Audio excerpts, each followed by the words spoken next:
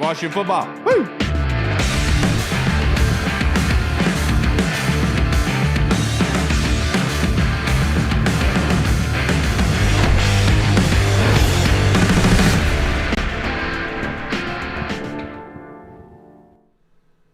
Hello, everybody, and welcome to the Burgundy Zone. I am your host, Kyle, joined by my co-host, Goody, here, even though he's upside down, a lot like all of us are after watching that Dan Quinn and AP press conference. We'll be joined by Hall at some point, I hope, for this episode, kind of kicking off the offseason, recapping the end-of-the-year dub, the parting gift that we gave to the Philadelphia Eagles, and also just looking at the year in review while answering some fan questions. So the title of tonight's episode is A Parting Gift.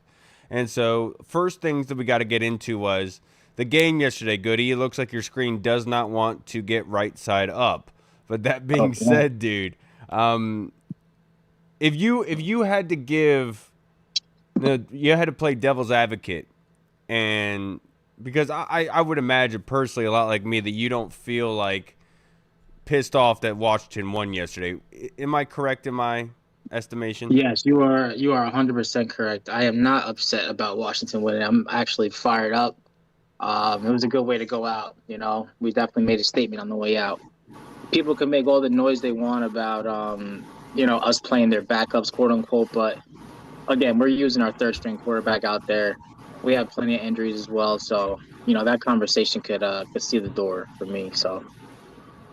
I'm with you there, but let's say you had to play devil's advocate and make the argument for why people didn't want to. What would be your reasoning? For why people didn't want to win? Yeah. Let's say like you felt this way. You had to make the argument. Yeah, so I would say, obviously, if we win, if we don't win, then we get a higher draft pick, right? That's really all you're getting out of it, because by losing that game, especially a division opponent, after, facing up against them 2 weeks ago and having that little situation, there's really nothing else you get out of it besides maybe moving up to, 6 instead of 7. So I don't think there's really any kind of benefit of losing that game. So I think we did the right thing and we handled business. I think that's a great way of saying it, Goody. I would imagine that they wanted the more higher pick. Right, and there's nothing wrong with that. People can want what they want. How much higher would it have been? It would have been a fifth, is what it would have gone to. Moving so you're talking about two okay. spots, and I've seen people make the argument. Look, I get it, because that player that you could really want, you could lose out on at 5 or 6. I totally get it, but in the same breath, is there really no other player? Because it's more like Doc Walker said it perfectly yesterday on Twitter. I'm more concerned about the people who are making the picks and progressing those picks and building them up and growing them. And I agree with him in that sense. But I can understand from their point of view that, look, man, we only have one. We don't want to get back to this where we're picking in the top 10. So how about we get as high as possibly can, like Hall on the weekends, and try to get the best player possible. And not just the weekends. And I could totally understand that. But what's up, Hall? It's coming down from my high, apparently. Just, same old.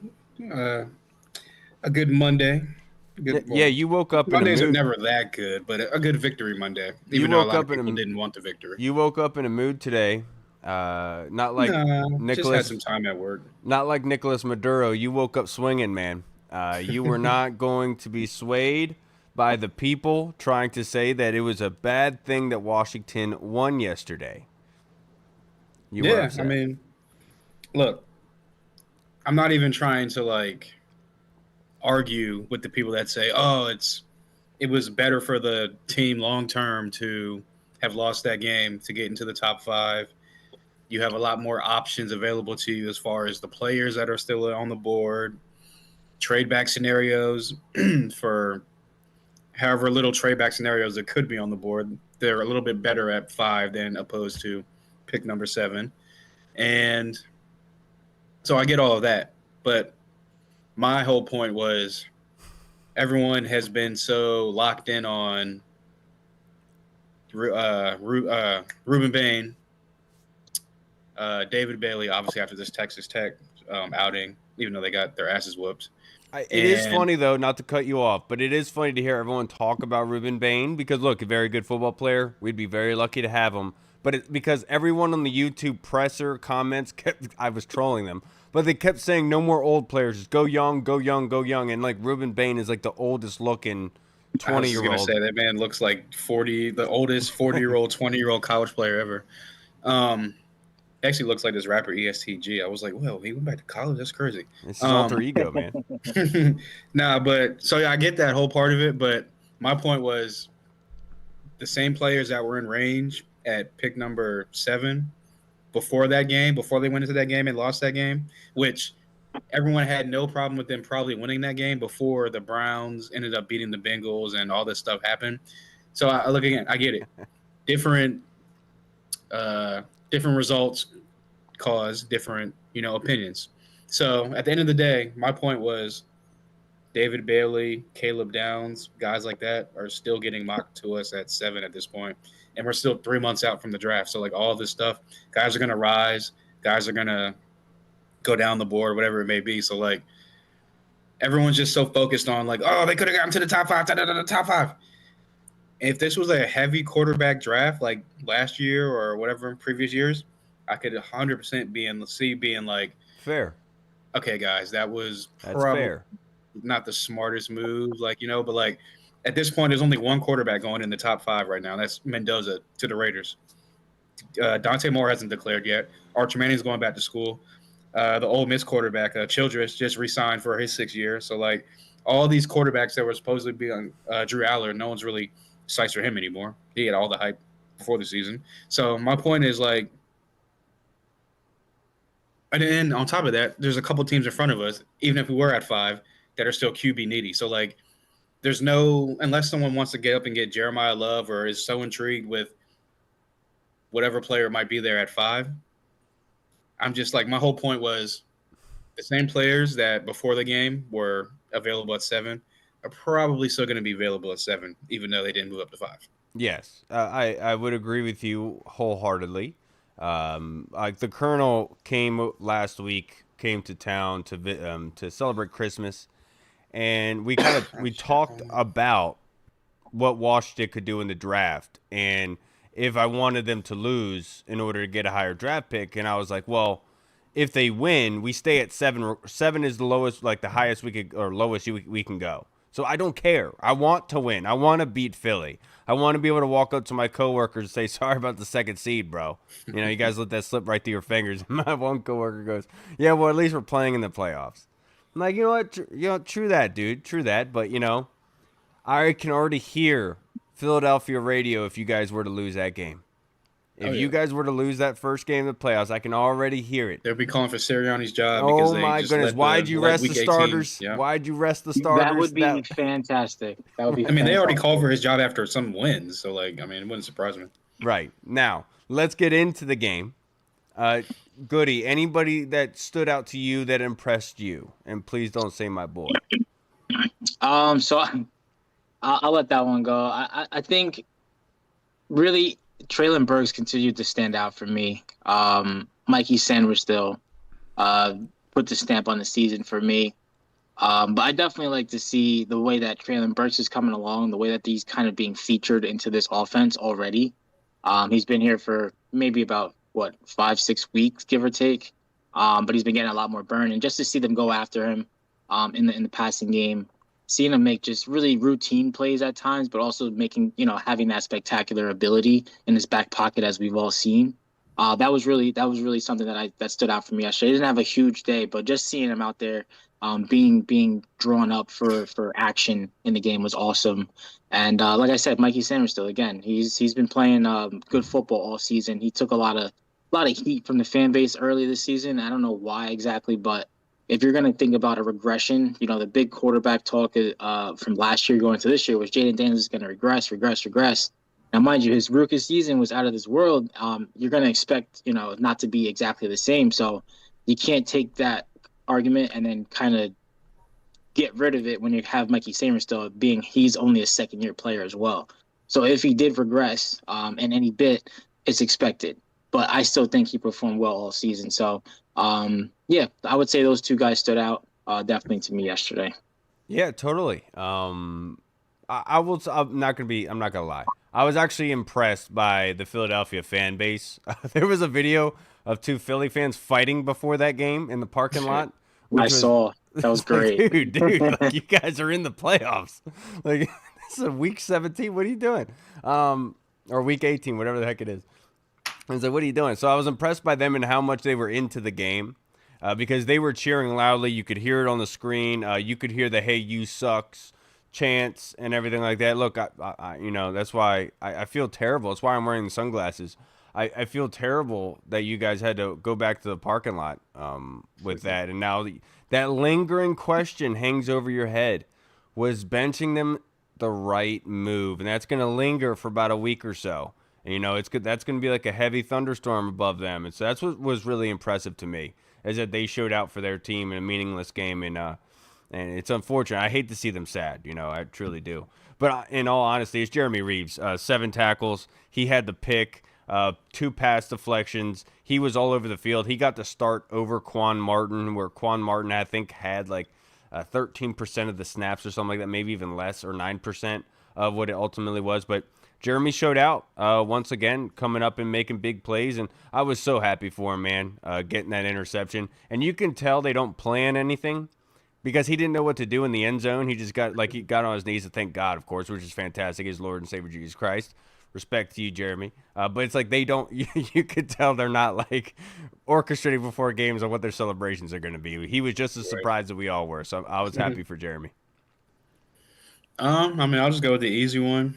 And I'll just say Deron Payne. He was living in the backfield. I mean, he should have. I know. That's what I'm saying. It was the easy one. Yeah. But, yeah, he was a guy that was literally just flashing the entire game. And, again, you can say, like, oh, it was against their backups and whatever, blah, blah, blah. If a guy like Deron Payne didn't flash against their backups, then we'd have a whole nother conversation here. So, yeah, that's what I'm saying. Did you hear what he said post-game? He was like, I don't care. Remember. He was like, I don't care if it's their backups. He was like, it could be a high school team. Yeah. Exactly. So, look, he's been in this rivalry for, like 6-7 years at this point. So, right. I'm sure he shares the same disdain that a lot of us fans share for the Philadelphia Eagles. So, at this point in his career. So, see, that's another thing, too, that you bring that up. In terms of, people looking at our team that has any value in, getting return and picks, a lot of people point to Deron Payne, but, you can't guarantee what you're getting back in picks versus, like, again, Deron Payne has been here for 5 years, and he knows what that rivalry is about. He didn't take that for anything, so you can't just replace that. So I didn't mean to cut you off, but that's another good reason. That's a good point. And also, a lot of people made all this hubbub, not even to rehash the trade deadline, but Deron Payne was going to get you, a 5th-round pick? Right. Maybe at the most. So, like, would you rather have that 5th-round pick that you all told me Adam Peters doesn't know how to draft. So, like, why do we need that 5th-round pick? I'd rather have Deron Payne on the field that at least try to help this sorry defense out a little bit. But, yeah, he did his thing on Sunday. Yeah, he was the one that stood out for me the most. We got to give a hat tip to Bobby Wagner for how he performed, getting 2,000 tackles. Very, very happy for him and being able to do that. A lot of respect to you, sir.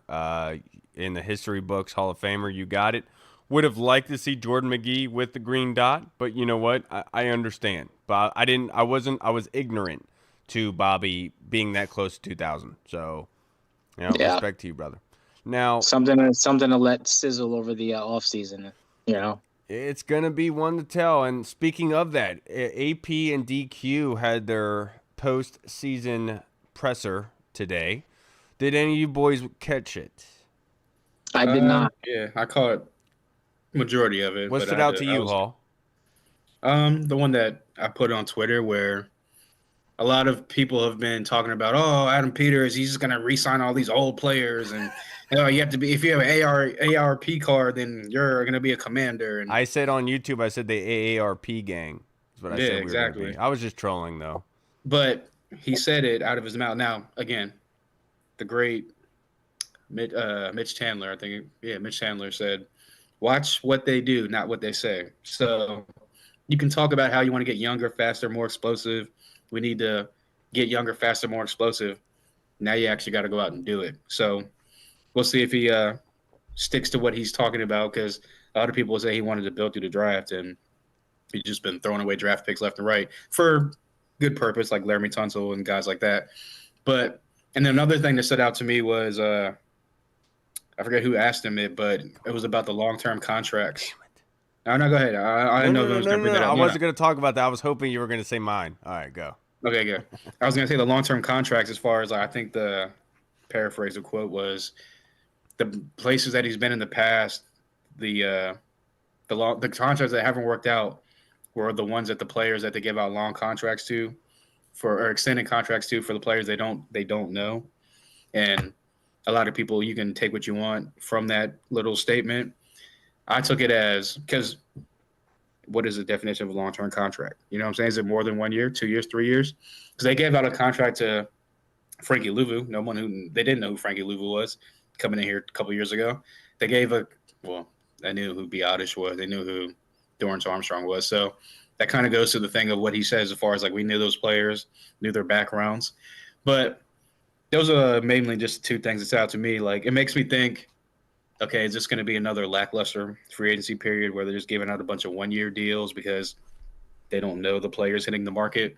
Or are they actually going to attack free agency and try to upgrade this roster? So that's just something I'm looking for. Yeah, I'm with you there. This is what really stood out to me. Early struggles and all that. How would you assess how that situation was handled, and how can you apply whatever you learned to a future situation?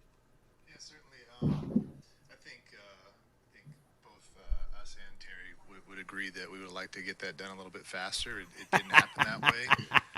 Certainly, you know. Oh man, how many times did you play that back? I was smiling in my car. Thank goodness for John Kime for asking that question, because he's absolutely right. Should not have taken that long. It should not have been the hanging black cloud over this franchise heading in the offseason. That was my big takeaway from it, is thank you, AP, for admitting it. Thank you, sir. That's awesome. And look. Well, in his defense, he did say, I would have liked to got it done, but there was many factors on his side as well, and I think both sides would have liked to get it done, but there's many factors that went into it. So He put the blame on himself, but he did kind of try to be like, it wasn't just my fault. Yeah, but I would say the one thing that I did, because I kind of read some of it, I wasn't able to watch it, but when Dan, basically Adam Peters was giving Dan Quinn full control of his staff. Right. So for that to be kind of the already looked at established way of business going forward, it's really interesting to see what Dan Quinn is going to put together with this coordinator on defense and maybe offense. So that was something that really stood out to me, that how they kind of got in front of that. Yeah, absolutely. And, I'm rocking the RoboCop vibe today, because we walked in like RoboCop up in the Philly yesterday, all banged up, rebuilt with spare parts, and, we took him out, so to speak.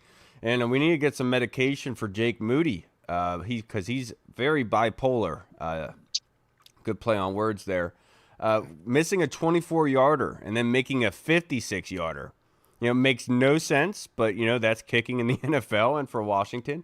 Credit to Jake Moody for coming through. I think he deserves to come back, to be perfectly honest with you. But there does deserve to be some competition. You know what I mean? Come on. He definitely deserves to come back, but there's got to be some type of competition.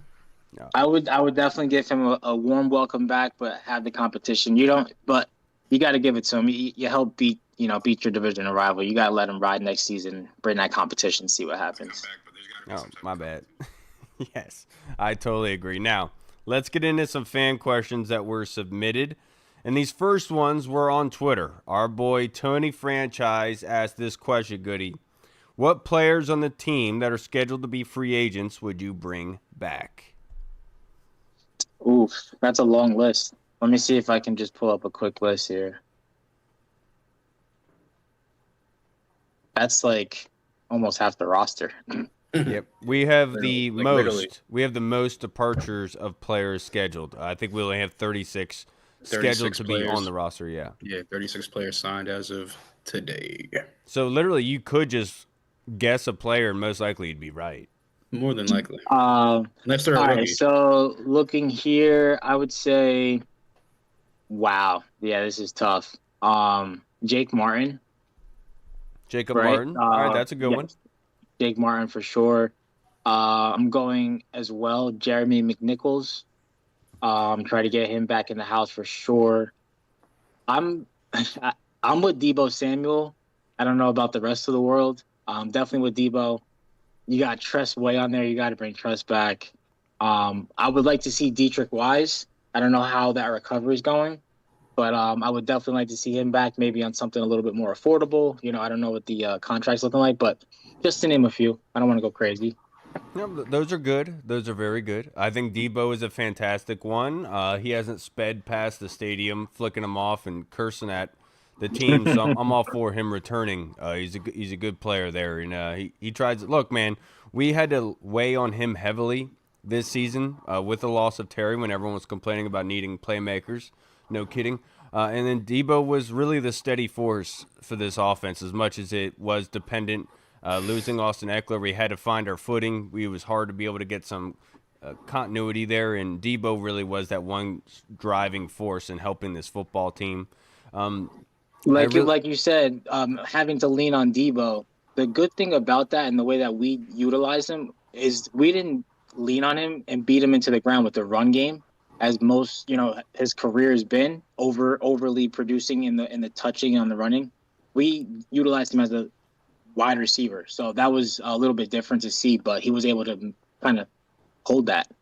Yeah, and those sweeps, though, they were so easily identifiable. You could see with the Eagles' defense yesterday, as soon as he got that sweep, they were right on it, dude. I feel like literally like 80+% of the time he was going in motion behind like the line of scrimmage, it was probably going to be a handoff to him. It was kind of like predictable, like almost all season long, like weirdly, but.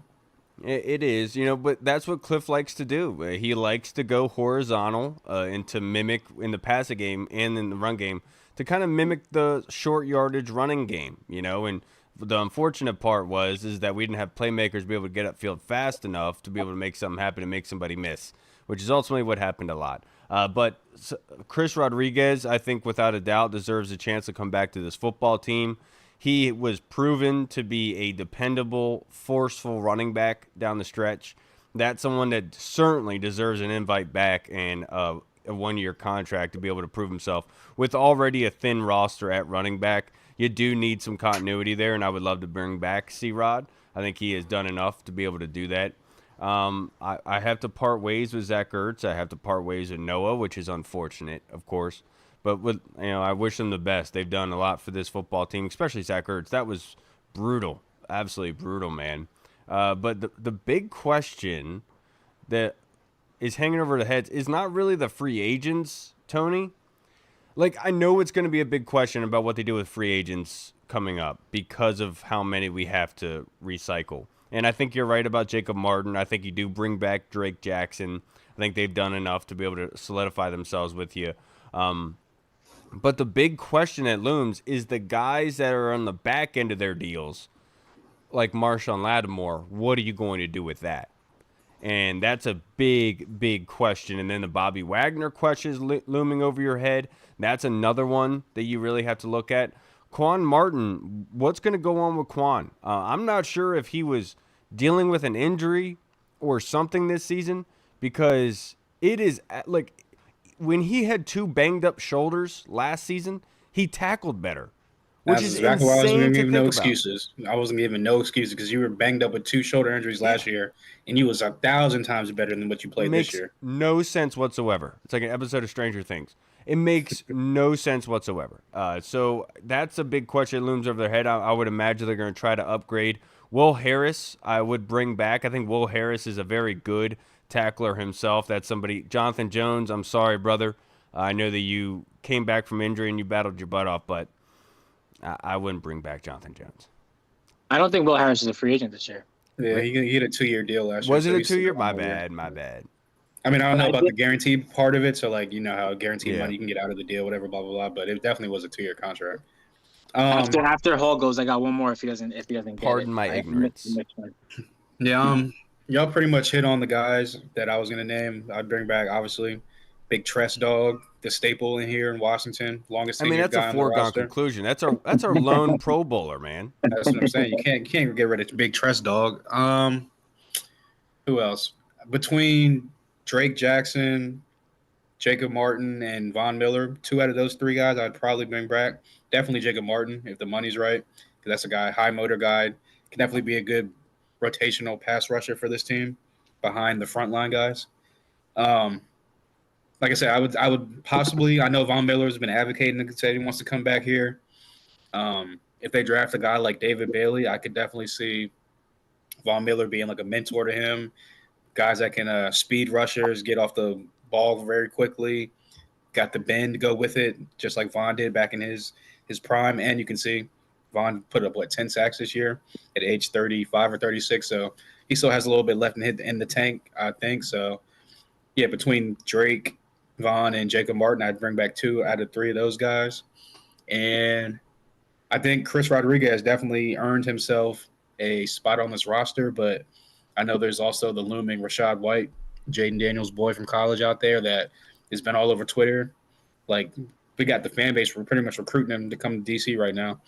It's just so funny because I was pissed off because I had Bucky Irving on my fantasy team, and Rashad White was just eating away at his goal line carries and stuff, and every time and Sean Tucker too. I was like, dude, why do the Bucks hate my team? You know? I know, trust me. I put Bucky Irving in my parlays week in and week out, and I'm like, why do I keep doing this to myself? But yeah, those are just some of the names. Gambling, man. Maybe it's so bad. Probably. Until you win, then it's great. Yeah, I understand that. Real Goody, what were you gonna say? Chris Paul.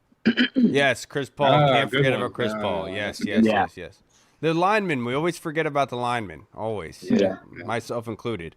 The Redskins 301 says Debo brought the offense energy when we had nothing, but he wasn't brought here to take on the weight of being the top option. Skins all day said Debo was going to be effective with Terry on the field. And then he says, tight end and free agency, Isaiah Likely or Kyle Pitts?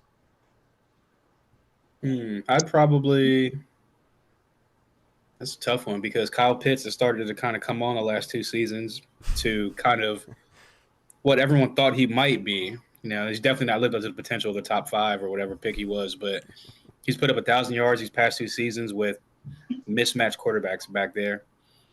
And Isaiah Likely, I don't know what was up with his season this year. Like, coming off the season he had previous in 2024, he seemed like he was a guy that was going to keep elevating, taking that next step. And it just seemed like this season was – I mean, that whole offense for the Ravens was kind of like mismatched and kind of like man this season. But I guess me personally, I'll go Isaiah Likely because I think he's a better blocker than Kyle Pitts, and he can also be used in the passing game as well. So, and I'm a big Isaiah Likely fan. So I'll go with Isaiah Likely. I can understand that he's a big-bodied guy. I was a huge fan of Kyle Pitts coming out of that draft. I thought that he was an all-around, just phenomenal tight end. You could use him as a wide receiver. I thought he was actually underrated as a blocker. Obviously, in Atlanta, wasn't getting all the targets that he should have, but obviously them adding Drake London as well kind of muddied the waters. Ian Hartitz had a fantastic tweet about Kyle Pitts because they had tweeted out that Kyle Pitts, every year he's in the league, like his first year, he had 1 touchdown. Second year, he had 2 touchdowns. Third year, he had 3. And so Ian Hartitz said, because obviously in his 5th year, he had 5 touchdowns. And his fantastic tweet was, by 2038, Kyle Pitts is going to be Gronkish. He's going to be on Gronk's type level. And I was dying laughing. I was like, dude, Ian's the man. That being said, I love the idea of Kyle Pitts. I do. But ultimately, I think the youth is where we have to go. And obviously, Kyle Pitts is not an older guy. They're around the same age, right? But Isaiah Likely still has that ceiling to him that you can aspire to. That being said, you can make the same argument about Kyle Pitts. Has he really reached his ceiling on where he could be? And I think that when you start to see the Atlanta offense for what they are, in that they were depending on Kyle Pitts to be that chain mover, he proved to be that. When they needed him to be that 3-touchdown guy without Drake London, he showed up and he did that. So I really do think that there's an argument to be made for both. As much as I want to sit here and say that free agency is the way to go, I ultimately don't feel that way. I still think it's through the draft. Is how I want to find the Isaiah Likely. I want to find somebody like a Kyle Pitts that you can grow here. We got, like I've said for many years, I want to be a farmer selling crops. I don't want to be buying crops from other farms, if that makes sense. And I know that with not that many draft picks, it's hard to be able to do that. So in spirit of the question, I got to go with Kyle Pitts. He's got a great first name. What can I say? Makes sense. You're muted. You're muted. Sorry. Well, I said, well done. Well done. But yeah, I think for me, obviously with Kyle Pitts and, coming out of college, he had this, expectation on him to be a super productive athlete at the professional level. Whereas we saw this season, it started to bloom just a little bit. He started to kind of really catch fire, and that's going to turn some heads for sure, especially at the timing of it and his contract season becoming a free agent. But again, I'm going to go with more or less the consistent, I'm going to say, I don't want to say necessarily safer, but just more consistent at that position. And considering that he's played in an offense with a mobile quarterback, kind of same style play, I like that fit in Washington better. Not that Kyle Pitts wouldn't gel with this offense or scheme or with Jaden, but I just feel like Isaiah Likely coming down the turnpike to DC, I think that's just a better fit. So I would take Isaiah Likely. And it's probably a little bit cheaper. It's probably cheaper. I got you. I'm just viewing it more so from the lens of what we kind of used Zach Ertz for. And I think Kyle Pitts having those extra eyes, like Kyle Pitts will automatically bring extra eyes to him. And just if you're asking for him to be that safety blanket, you could really get some good production out of that along top of that top end speed with more of that than Zach Ertz if we had to go down that route. Isaiah Likely a little bit more heavy footed, but obviously has some massive size to him. And it's something, and obviously the Ravens are very good at developing tight ends. I was surprised that they gave the contract to Mark Andrews before. Me too. When that came out, I was like, huh? But the crazy thing is, they're still talking about that. They could get a deal done with Isaiah Likely, so it's not even like certain that he even hits the market. But if he does, then fair. Definitely be. I don't dislike Isaiah Likely. I'm just putting it out there, but I have. See, the bad thing is like nowadays with like the cap going up and all that, like I don't think they're gonna re-sign Pitts because they didn't pick up his 5th-year option, so that would be like just malpractice in his organization. But guys like Isaiah Likely with the cap going up and like they're like, oh, we can re-sign Mark Andrews and keep Isaiah Likely because the cap's going up. So that's where it's like free agency nowadays is kind of tricky with all the money coming in, cap going up. A lot of guys just end up going back to their team, and the classes of free agents is kind of always like ends up being really weak. Yeah. Also, the head coach for the Falcons was fired, so that could change some things. Oh, and the GM. I didn't realize both. So, I mean, there you go. So whoever they're talking about changes could be coming in Baltimore coordinators wise. So maybe the new coordinator, if they get an offensive coordinator, comes in and says, I can work with a younger version of Isaiah Likely. They go that route. I think that's much more so the DC of Zach. I know, but I'm saying like I think Harbaugh's in like preservation mode. So if anyone else can get thrown off the ship and not him, I think he's gonna. Yeah, it's fine. Go ahead. Yeah, just Zach Orr. Obviously, they had a bunch of injuries themselves, so they could. Now Zach Orr is definitely on the cut and chopping block. Yeah, but I thought he was gonna have a fantastic year with that defense, but injuries. Two sleeper tight ends though that people aren't even really talking about. K. Dotton from Tampa Bay. He's kind of a do-it-all tight end, kind of like not really known because he doesn't make like the big flashy plays, but it's a solid tight end. And I know people they love the older guys around here, but David Njoku is going to be a free agent as well. But David Njoku is a freak of nature. He just can't stay healthy, man. Yeah, that's a big issue with him. But now the next question we have, Hall. This is from Yam Sensei. What am I supposed to do for the next 8 months? And how do I get hyped again for 2026-27 when I am so pessimistic about AP and DQ? Well, Yam, I would say you were pessimistic in 2024 when they all got hired. And I'm pretty sure, I think you were a Drake May guy too as well. But you came around Jaden eventually. Don't include that in your response. It's going to tick him off. I got to give context. So my thing is, if you were never really a DQ type of guy, there's nothing I can say to really motivate you to get optimistic for 2026 because you're kind of already out on DQ, I feel like. But to answer the question, I will say that optimistic you can be about Jaden coming back healthy. I think he's going to be locked in and back on his ascension from 2024. And I think that I'm keeping my fingers crossed that they are going to attack free agency a little bit more aggressively this offseason than they did this past offseason. So you can be optimistic about that, because if they attack it aggressively the right way, there can be a lot of upgrades made to this team, with them being like 5th, 6th in cap space, 7th in cap space, something like that. And the offensive line is something to be optimistic about with the franchise quarterback.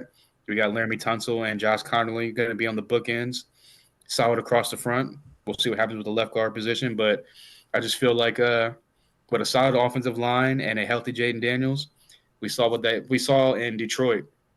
When he has time in the pocket, he can get really surgical and just dice defenses up. So be optimistic about that. Yeah, Hall did a fantastic job. Unlike Hall, Yam, I'm not going to kick you while you're down, brother. I won't do that to you. You're a good guy.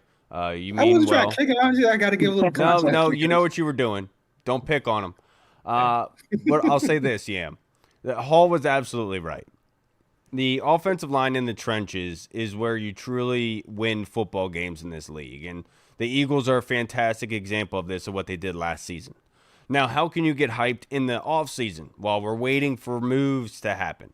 Well, first, remember, offensive line built up very good. You can look into that as an important piece moving forward. You could argue one of the most important pieces for an offense and a team overall looking forward.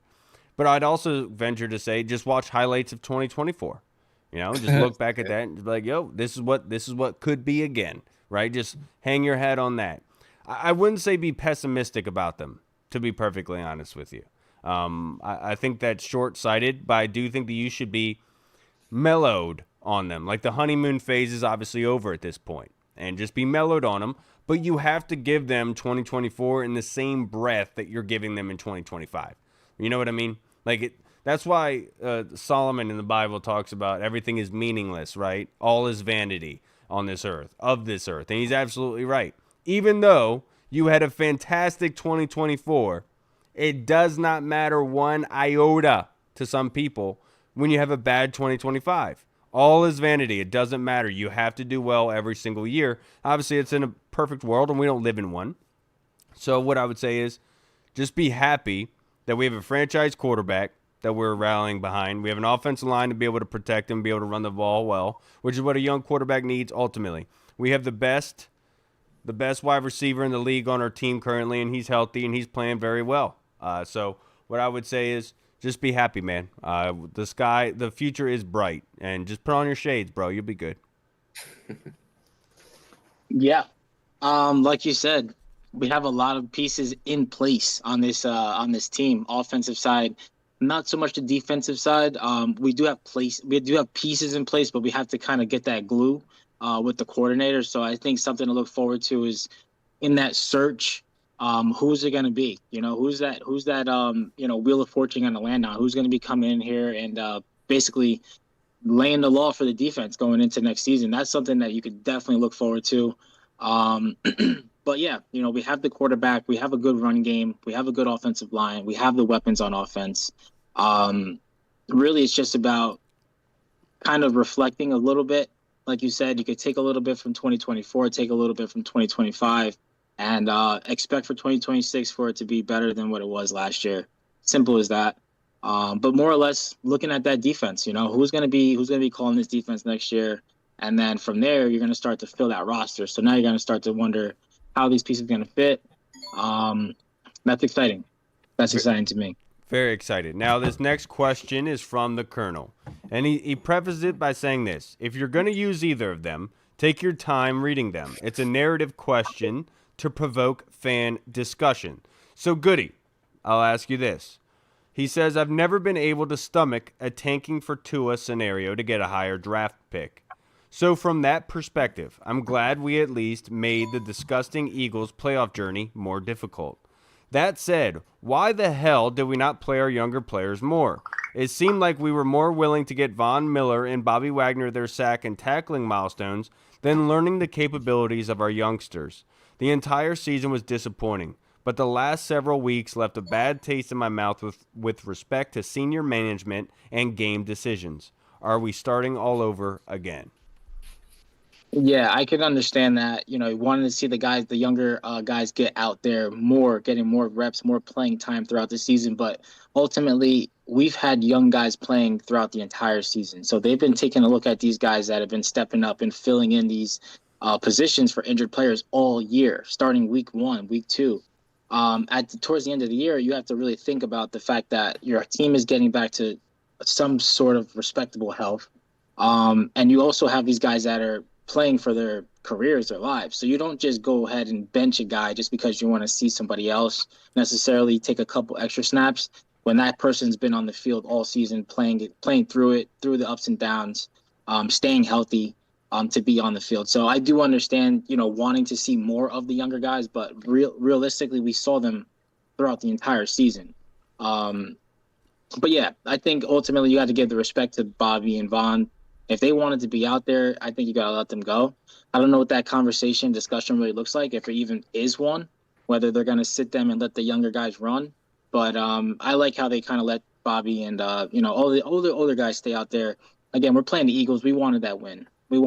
So you're going to go out there and you're going to play your game. Yeah, and I'll say that that's very Mike Reed of you, Colonel. That's the reason why he is barred from any playgrounds, wanting to see the young guys play. So I'll say this. Take a step back, and what young guys did you want to see play more? Like, I could understand if you wanted to see Jordan McGee play with the green dot. I totally understand that. I think that myself. But when we look at it overall, Johnny Newton got plenty of snaps. Jordan McGee got plenty of snaps and plenty games this season to be able to see him perform. We saw Mikey play. We saw Trey Amos play. We saw Bill get the rock a lot. We saw Jalen Lane get the rock, return 2 punt returns. We saw Luke McCaffrey a lot before his injury. And so when we look at it overall, you can say we saw a lot of the young guys. But I can understand the question. Because when I coached our middle school team, we let the young guys come in the last game. Once it was secure, we let them come in, and it was hilarious. But we wanted to see what we had for next season. We wanted to give them something to be hyped about going into next year. But makes you question what young guys did not see time, right? And that's the big dilemma here, is that we got to see a lot of the young guys. It's just a lot of them got banged up, and we couldn't be able to do much more with it. So I think that we got to see, are we starting all over again? I would say it's a renovation, more so. I wouldn't say starting all over again. But it's much more so like a sandcastle on the beach. When you build up your sandcastle, you think you got your sandcastle, but you realize it's not really going to withstand the next wave. And this offseason is like the wave coming back and taking the sandcastle parts.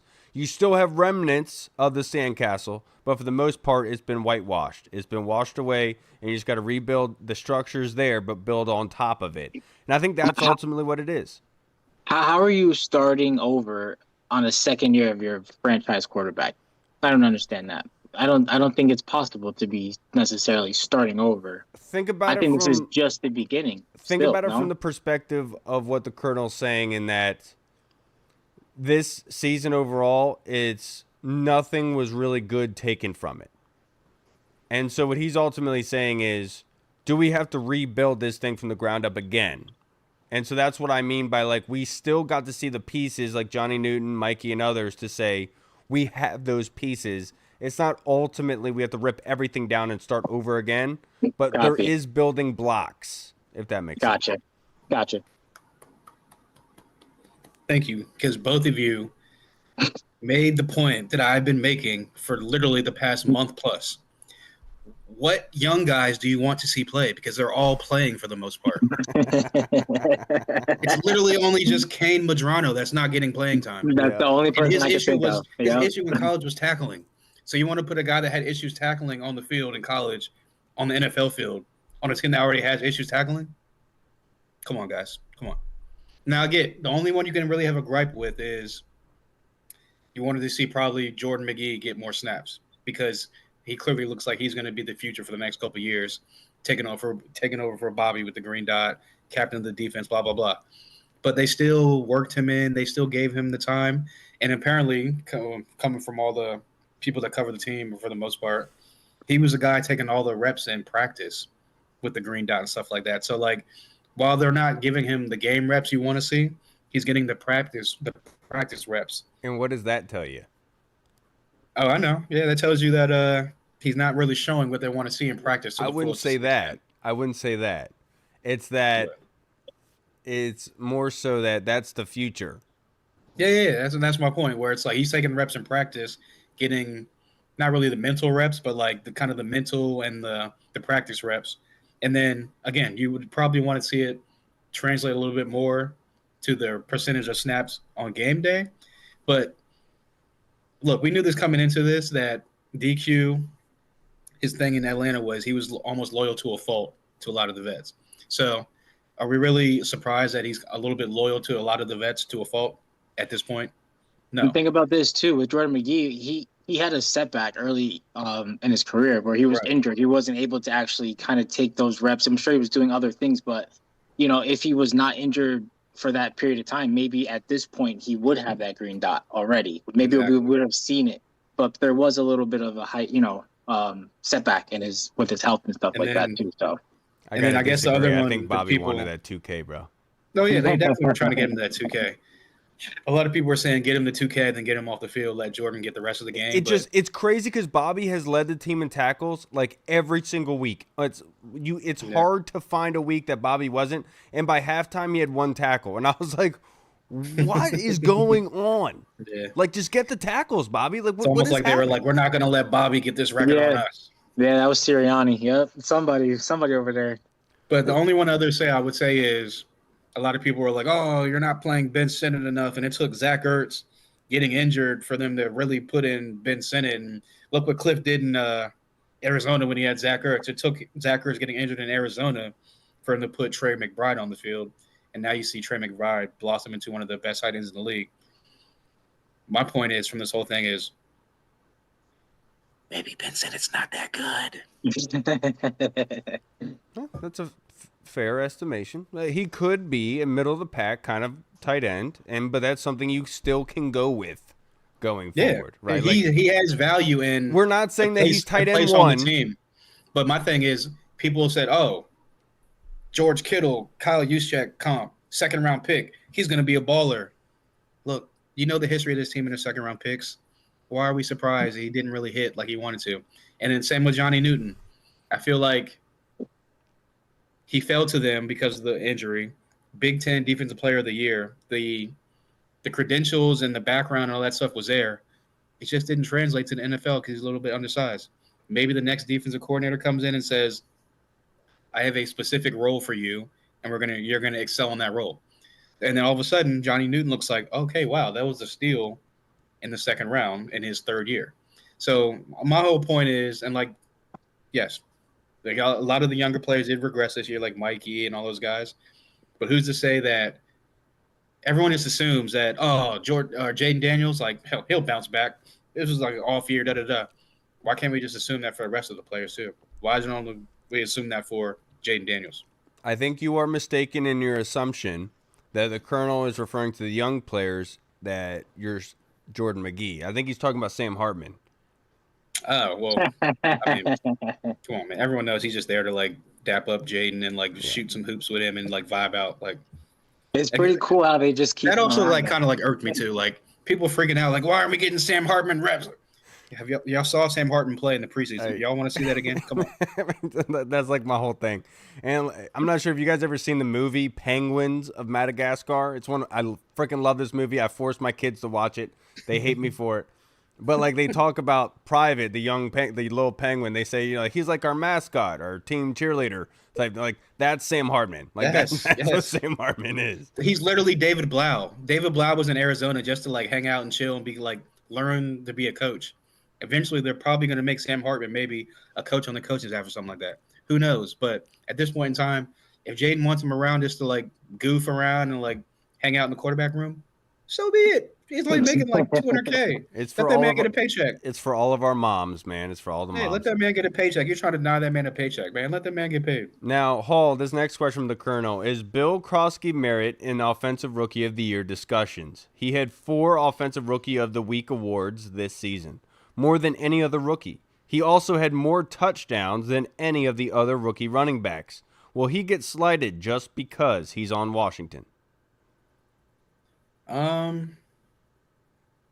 don't think he'll get slighted because he's on Washington. I would say like Ashton Genty, this overall total yardage had like I think over 1,000 yards total yardage, It's like like something crazy like 1,200. that. Yeah, 1,200, just over Josh Jacobs. Like I think he set the rookie record for like total yardage as a running back. Genty beat it out by a couple yards. So That being said, the attempts for both of them are widely oh yeah, definitely, disproportionate. definitely. If it was, I mean, and the whole like offensive rookie of the week thing, that's like a fan thing. We're just a crazy fan base, and we just like gonna vote our guy up no matter what. But I don't think he's in the. I would say he's probably top 5, 4 to 5 ish on the ballot. But I just feel like there was again Ashton Genty, more yardage, even though it was more carries, more touches, more yardage. Emeka Ibuka came on strong in the beginning of the year, kind of faded off. Faded off. Warren was kind of strong in the beginning of the year, faded off. So, and then you got guys like Tyler Shuck who didn't get in until midway through the year, and all of a sudden ascending. So, I would probably go with Tyler Shuck as offensive rookie of the year, or maybe I'd probably go with Tyler Shuck. I can't really think of any other rookies right now, but yeah, he's definitely on the ballot, but he's not the guy, unfortunately. I would agree with you there. Like Jaden Higgins, Jalen Noel, and Houston, they haven't done enough to be able to warrant the Offensive Rookie of the Years and leading in anything. I do think Bill has an argument to be made. You probably put Jackson Dart on the ballot as well. Like, nah, he leads. He can. The only thing he leads in is injuries. Look, I get the Jackson Dart, I get the Tyler Shuck, and most likely, typically, quarterbacks will dominate this, and I'm sure it will go to Tyler Shuck just to throw a bone to New Orleans for what they have. And so ultimately, I do feel like Bill has done enough for it. You could make the argument for the attempts, the outproduction from other running backs as well, which just muddies the waters for Bill. But ultimately, we won 5 games. If he doesn't win it, I totally understand, right? The same with Jaden last year. We won 12 games, made it to the playoffs, NFC Championship game. Even though Brock Bowers was having a historic year, nobody has ever done what Jaden did before. He deserved Offensive Rookie of the Year. And that's how I kind of feel about this is, has anybody really done that? Not 100% sure with you, but I hope Bill wins it. Yeah, I mean, it's going to be a long stretch. He did perform very well. Again, being drafted in the 7th round, to get that kind of value, to get that kind of production out of that kind of position, that deep in the draft, for all the AP, people out there that are a little suspicious of AP, I mean, give him a break. But he definitely had a really good season in terms of being rookie of the year. I mean, offensive rookie of the year, excuse me. That's going to be tough. You got players like, as you said, Ashton Genty, Tyler Shuck, he's the quarterback. But when you consider their records, besides the Saints, we are kind of, the Raiders have less wins than us. The Saints probably have the same amount of wins as us, if not less or more. But yeah, I think it's a long haul, and he would get slighted being a Washington Commander. I forgot they also Travion Henderson is probably going to be on the ballot. They're having a great season, so Tyler he'll Warren get more eyes, more votes probably. Tight end Tyler Warren, he was doing extremely well, and then he kind of, after Daniel Jones went down, it was a little shaky there. But yeah, Travion Henderson definitely deserves a hat tip for his season. He's been phenomenal. The Hannibal Lecter himself. Now, this next question from Arch in the Discord. Tell the truth Monday, Goody. What is one lesson that each of you learned this season? Oof, one lesson that I learned this season in regards to the football team, correct?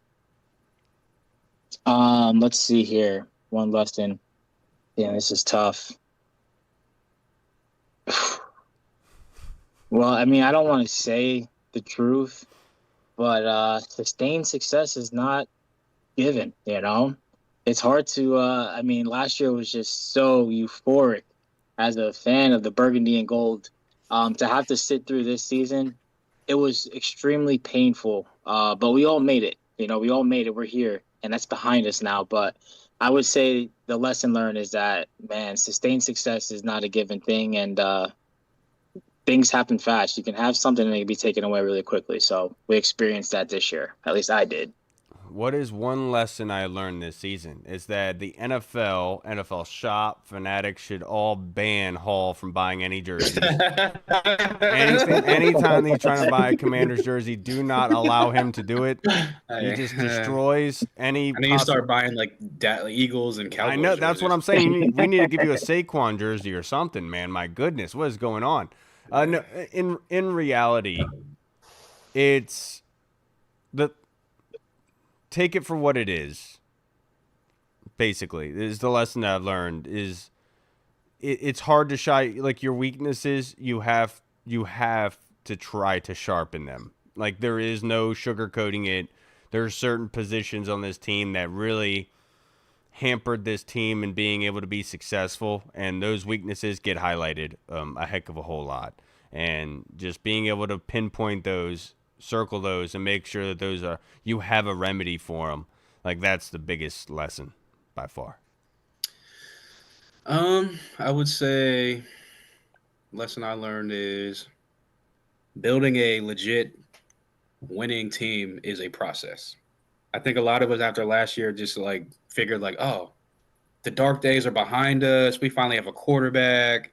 We have real people running like the organization. We have a competent owner now. Like all the dark days are behind us. We're never gonna have a losing season again, and we're just gonna go up, up, up, up, up from here on out. And I saw somebody on Twitter say that like with Cliff at DQ, like praising after the game, like this is the darkest times my team has ever been in. I know. Like, dude, are you 12 years old? Literally, I was literally like, you must have just become a fan last year because Right. What?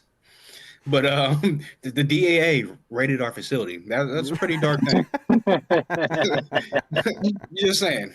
But yeah, I would just say like building a competent, sustainable, longevitable winning team. I don't even know if that's a word. Yeah, you're making up stuff at this point. I like it. Is hard in this league, and it takes time. Because like I said, everyone just assumed, oh, success last year, we might take 1 or 2 steps back, but we'll still be successful, playoff team, and we'll just keep on building. And obviously we took like 15 steps back, but the good thing about the NFL is it's just like it's a week-to-week league, it's a year-to-year league. So we can take 15 steps forward again next year. So I would just say that, yeah, that's what I learned. Yeah, just note to self, if we do that, we just don't talk as much crap as we did. Yeah. Football guys definitely humbled us this year. Another lesson that I definitely learned: health is wealth, for sure. Yeah, health is wealth. Yeah, but you got to have backup plans. And I loved how Adam Peters talked about that in his presser today. He said our depth really got tested this year. Like, no crap, dude. That's what I've been saying for a while. Last season highlighted our strengths.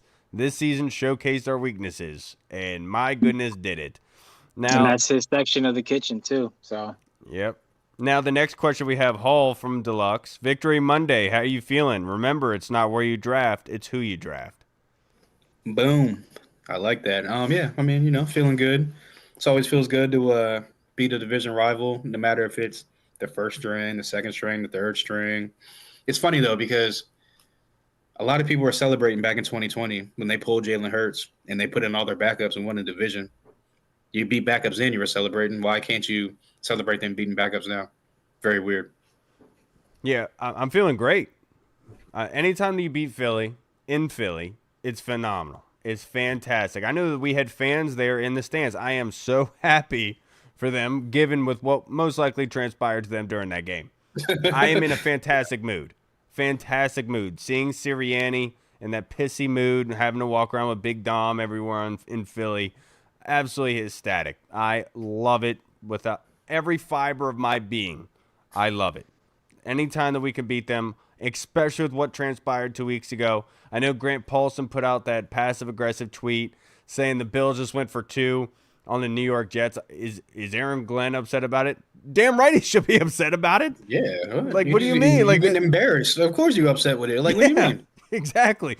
Damn right he should be pissed, Grant. He should If he wasn't, then there's a whole other problem there. Exactly. So that's what I didn't Yeah. understand about that whole situation last week. What he's supposed to be like, well, they went for 2 on us. Oh well, like of course he's supposed to be pissed. If he wasn't pissed, people would have been like, we have the wrong coach. I did see some of his presser today, so that was interesting, including his first season as a head coach for the Jets. It was as you would expect. Gave us one of the best memes, gifts ever with him dancing on the When sideline. he was It's dancing phenomenal. after that dude, pick 6 or whatever. that's the highlight of the Jets season right there. Oh, it wasn't even an interception because they didn't get any interceptions this year. It was the kick return touchdown. Yeah, it was a kick return. Yeah. I was like, wait. Well, no. I think it was like a block, right? They blocked it. Oh, yes, you're right. Yeah. Yeah. They said the that was Jets. awesome. They said like they have like no fly zones. The Jets are a fly zone. Yeah. Now the next question we have is from Tim Towner. Which would you say was a better draft class for Washington, 2024 or 2025, to wrap up this episode? Give me I'm sorry, was it going to U-Haul? No, you got it. take it away. Take it away. Take it away. Yeah, I gotta go with the one with JD5. I'm sorry. You don't overlook that. I'm taking JD5. And we got JD5, Mikey Sanders still, Ben Sinnott, Jazon Newton, Jordan McGee. Yeah. Jordan McGee. We didn't get Bill in that draft, but yeah, that draft is really our core place right now. McCaffrey as well, right? So yeah, give me that one. Give me 24. It's hard to make the argument for 25, and I get it. It's early. It's too early to make the assumption of what they're going to do, what they can't do. But the acquisition of the right tackle and Connerly really performing well, doing better at the end of the season, seeing what we saw out of Trey Amos, where he was probably the most consistent corner that we had playing early on in the season before his injury, really gives you a good glimpse of what the future could hold for that young man. And so I don't want to sit here and say that it easily is 24, but at this point it is. And the road stops at Jaden Daniels. The franchise quarterback, just having a direction in that regard is so damn valuable and something this franchise has struggled to be able to do for a very long time. I'm not taking that for granted. So just because of that, just because we have the structure in place to move forward at least, you have to go with 24. Yeah, I mean, I'm pretty much agree with both of y'all. If you just look at Jaden Daniels and what he provided last year and what he's going to provide for us going forward, that pretty much just tips the scales. Like, no matter what draft class you get, unless you get like a draft class where you get like 3 or 4 Pro Bowlers and all pros in it. But, yeah, but if you look at this draft class, like you said, Connerly starting to trend upwards on the second half of the season, on the back end of the season. Obviously, Bill in the 7th round looks like it's going to be a win. Trey Amos in the 2nd round. Finally, we hit on the 2nd rounder, it looks like. So there's definitely some Jalen Lane. Looks like a staple in the special teams game, and we'll see if he evolves as a receiver. But, yeah, it looks like there's 3, maybe 4 hits so far this 1 year. But you really can't evaluate it until, I would say, after next year. You can look back and say which class was the better of the 2 classes. But with Jaden Daniels being in 24, that just pretty much skews the whole grading system. Yeah, and then having Dominic Hampton leave was another thing that kind of hampered 24, just a smidge. But Jaden Daniels outweighs all of it. I wouldn't say it's very far apart, but I do think the big difference is Jaden. And I think Johnny Newton is coming into his own a little bit late in the season. Of course, you could make the argument for, but better late than never, as they always say. All right, everybody, that's going to wrap us up for this episode. Thank you so much for tuning in. Thank you to everyone who asked the question. Thank you, Tony Franchise. Thank you, Yam. Thank you, Colonel, Arch, Tim Towner. We love you guys. We appreciate you guys. Do you guys have any New Year's resolutions? Mine are always the same every year. I'll just see if I follow through on them. Yeah, nothing in particular here. What just are they? Always... You can probably come up with new ones if you don't. If you're not getting. I mean, I come up with new ones. I just are they lofty same goals? result. No, I mean it's just like the same generic stuff. Like, I'm gonna lose 15, 20 pounds, or I did say one of them was communicate more or better with my wife. I got you. That's always gonna be a good one. I don't have any New Year's resolutions myself, but I did go for a run on Friday. Like I used to run 3 miles a day, every day, multiple times a day in my younger days, and I just got headphones. My wife got them for me, so I went for a run on Friday, and what a mistake that was. Like Katie, I did hit the bike. I was on the bike after work today, so were you? I'm trying to live up to my. I wanted to go for a resolution. run again, and yesterday Katie calls me because she sees me taking in the groceries, and she was like, "I saw you were limping. I thought you injured your back again," and I was like, "No, I'm still sore. I can't. It's hard for me to walk right now." So getting back into that rhythm is hard. It's not a New Year's resolution. I just wanted to go running again. I'm gonna go running again, of course, because I'm hard headed, but I want to get back into shape again. I guess that's for one. Yeah, I mean, I don't really have any New Year's resolution either. Just trying to be better day by day. Be kind to others, and just spread positivity. So I feel like just being positive to the universe is gonna reciprocate that. So that's my focus. Now, my real New Year's resolution is to stop buying peanut butter for Mike Reed. That poor dog up there, man. He just keeps going through it. All right, everybody. We will see you guys again sometime this week. Obviously, things might change in the off season, given with what we're going to do based on schedules and everything. Look out. I'm going to be collaborating with Red Zone in the Lab again for our draft show every week leading up to the draft. I know last season we did it on Sunday evenings, so just keep an eye and ear out for that, as long as obviously this show as well. If you've made it this far, you're a frickin' champion. I can't thank you guys enough. It's been a hard, tough year, but to be honest, this is probably one of the more bright, terrible years that we've had, given that you had the direction of the team in the right place. We finally have a franchise quarterback. We have a quarterback. We actually have a general manager who knows what he's doing. It's not Dan Snyder's dudes telling him where he's coming in saying that. If you ask Twitter, he apologized to Kyle. He did. He asked Twitter. Adam Peters doesn't know what he's doing. He acknowledged the elephant in the room. I'm glad that he did that. He did that. He's a real man. I appreciate him doing that. Absolutely. All right, everybody. Just a boy. Just have a good mindset of what's coming forward, man. I am truly confident in this front office. All right, Yam. Don't get angry anymore. Don't be pessimistic. We're on the right side, bro. We're on the right side. All right, everybody. We'll see you next time. I'm Kyle. I'm Hall. Goody. All right, everybody. Washington football. Hey! Peace. What's up, everyone? This is Kyle from the Burgundy Zone. We are releasing our own merch to support the show. If you want to rock the Burgundy Zone logo or you want to see Reed's face on your shirt, we got it. We're starting with t-shirts, hoodies, and zip-up. So if you're a fan of the show, make sure you snag one before they are gone. Check out the link in our bio on Instagram, or you can find the link in the description of the video.